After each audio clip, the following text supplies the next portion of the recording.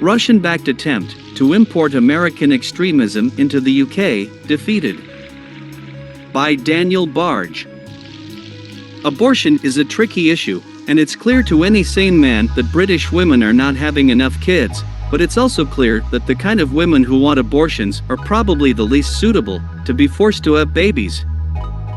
But, this aside, it is exactly the sort of emotive issue that can be cooked up into becoming a fracture line and point of polarization in any society. Which is what it has become in America, where the nutjob religious right and the nutjob radical feminist camps continually keep it bubbling away, dividing and weakening America in the process. The kind of religious fanaticism we see deployed in the abortion controversy in America is not, however, native or indigenous to the UK. But recently this video started to go viral on social media. It shows a woman being spoken to and then arrested by the police, all the while being filmed, in what looks like a clearly pre-planned way. Yes, this video is well produced and is designed to go viral. That is the point. It is ammunition for an online army of shitstirrers and trolls to use to foment division, and has, predictably, been widely shared by the usual suspects. Needless to say, many of these have a track record of pushing fake news, conspiracy theories, and other Russian disinfo. So, let's be clear, this is nothing less than a Russian-backed attempt to import polarizing American extremism into the UK.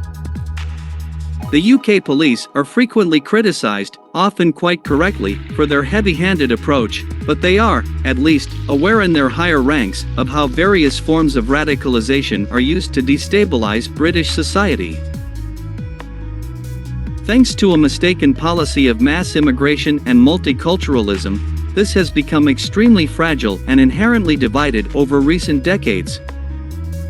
This means that the authorities are hardly naive about these foreign-inspired attempts to stir up trouble and social division over complicated issues like abortion.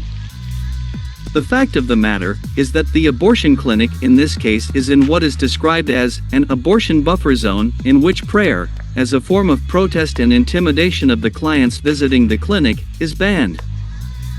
Christians and other religiously inclined people are still free to pray their socks off elsewhere for any aborted fetuses that they care to, and to make any arguments they want on behalf of their cause.